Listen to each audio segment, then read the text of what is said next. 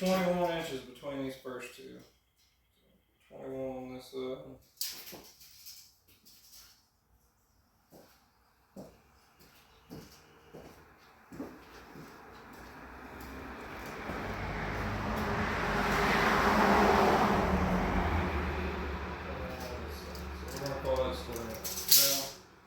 Get the grinder out, clean that up a little bit.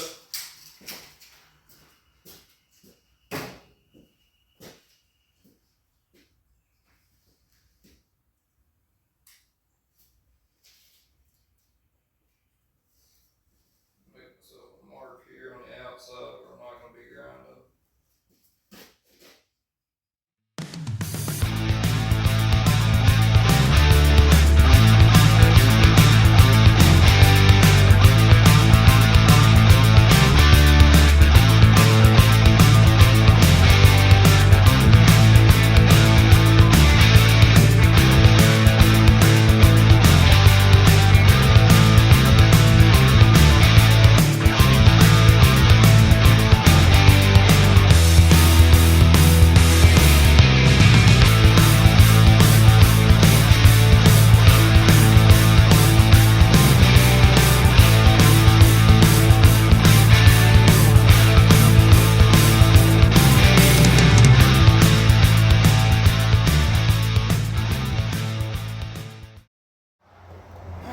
Alright, I did all the grinding work and cleaning on this one, or what short stub in here.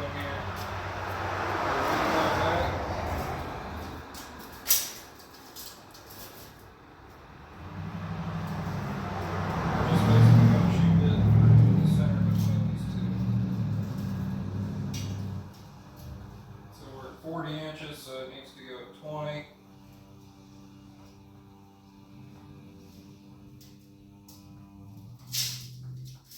We're going to not do that.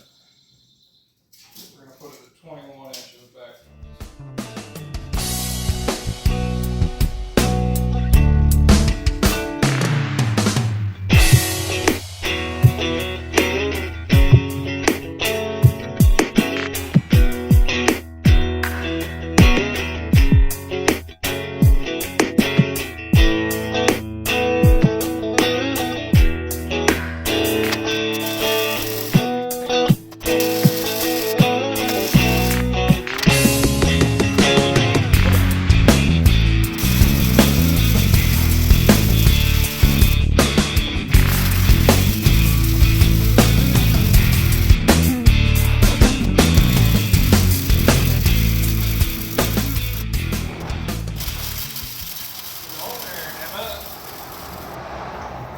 Definitely got to go make another pass over that last ball made for sure, but she'll be alright.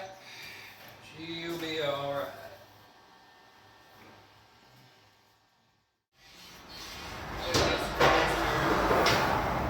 Next thing we got to do is go ahead and grind off this little bit of rust and that black coating crap that comes on the metal.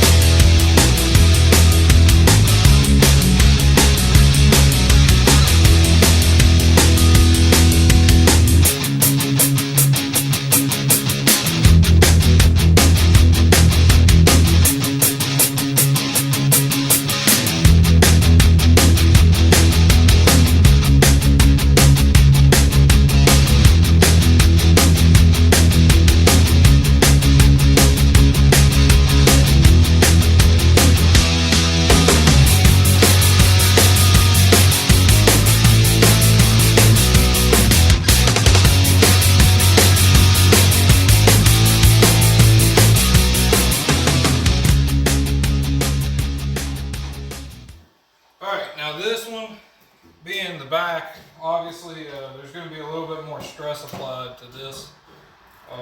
Kind of the nature of the beast as far as loading stuff in and out of the truck, maybe with the tractor, with a set of forks or something. So what we'll probably do is, I'm going to run another bead across this like I did over there. I'm just not going to video it, but later on we'll probably make a mending plate and weld it all the way around this and tie this in.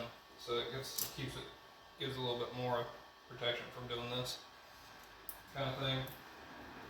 So I guess now what we need to do is clean this one up, our last one of these floor cross members, and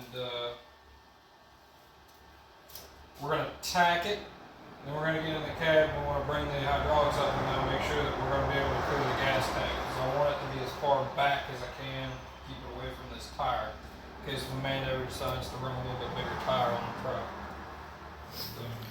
Okay, so I didn't record it because I figure there's enough welding in this video. It's not going to be a very entertaining video by any means, but tacked this last floor member in place and ran the hydraulics up on the dump bed a little bit. It did clear the gas tank.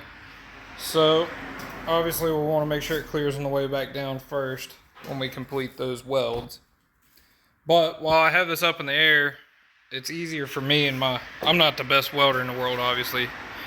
It's easier for me to weld these lower welds with the rams up. So I'm going to go ahead and weld a couple of these real fast, and then we'll put it back down and make sure that cross member.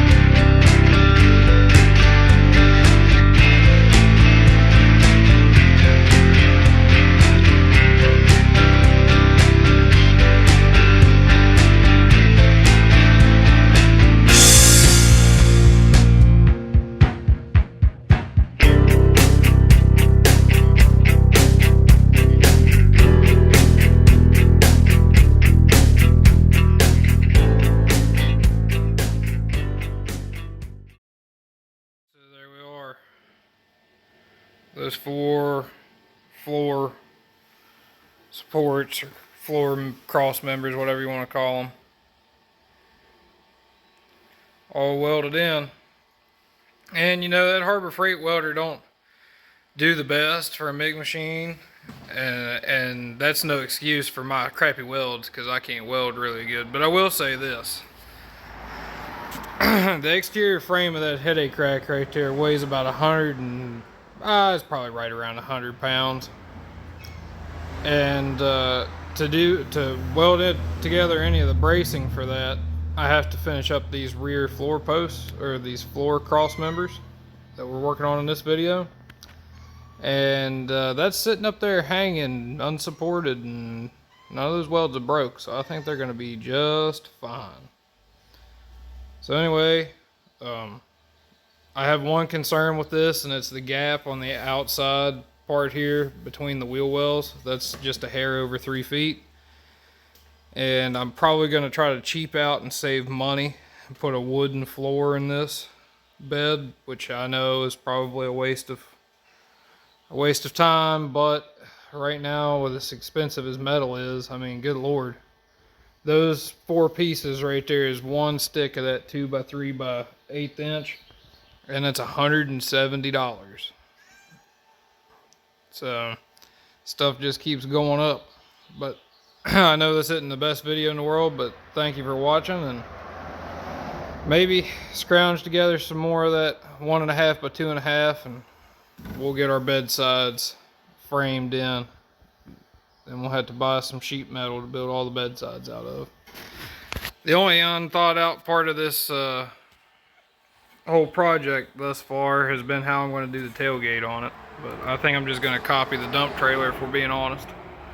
So y'all have a good one, and we'll see you later.